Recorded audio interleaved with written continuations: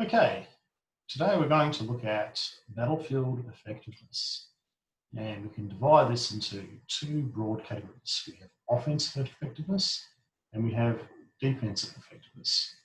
So first, let's look at offensive effectiveness, and the very simple aspect of that is your ability to hit targets. Now, you improve your ability to hit targets by training your offensive skills. So you want to increase your speed and you want to increase your accuracy.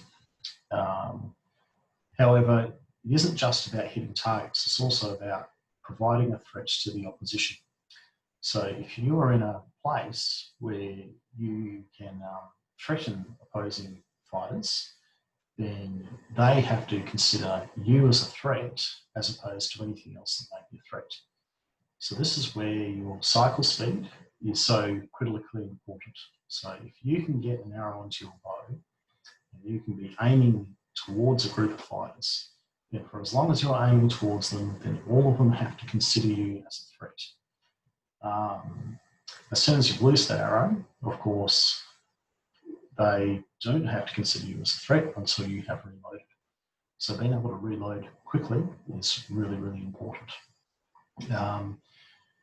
Simply by standing there or moving or having that arrow pointed in their direction and pointed at them, you are providing a threat, and that cannot be discounted in its incredible importance. So you do not actually have to be killing people to be having an impact on that warfield. And whilst you are providing a threat to those enemy fighters, they cannot fully focus on your fighters. So that enables your friendly fighters to be able to get whatever, to do whatever it is that they're going to do to kill those enemy fighters. Defensive effectiveness is also really important. So crucially, there is staying alive. As long as you are alive, you are able to provide a threat of some sort to the opposition warfield.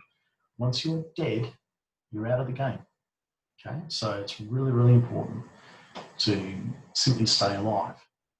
Now, coupled with that is the concept of harm's way and being in harm's way.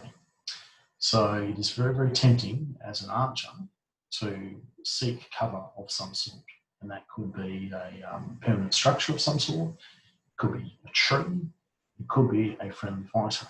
So if you're in a position where enemy fighters are able to see you, they're able to target you, and they're able to shoot at you, then it means that they're not targeting, focusing on and shooting at someone else. And as long as you are staying alive in that equation, then you are providing great service to your teammates. So by deliberately placing yourself in a position that is in harm's way, you are actually contributing massively to your war effort. It's not just about the individual, it's about the team. So your role on the warfield is to provide a support mechanism to the rest of your teammates, and most of them will be melee combatants.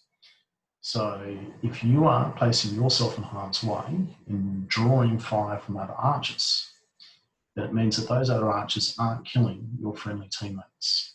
As long as you're doing that, you are keeping them alive, and that's very important.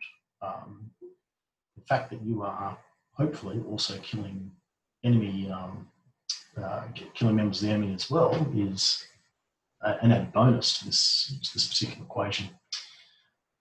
I tend to think of someone's battlefield effectiveness as an aggregate score of their offensive effectiveness as well as their defensive effectiveness. So you could have a particular person who was an incredibly good shot, but was really lousy with their defensive skills.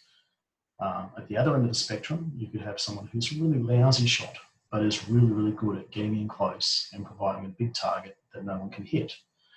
Ideally, you want to improve on your weaknesses, wherever they may be, to make the aggregate score of your combat effectiveness as high as possible.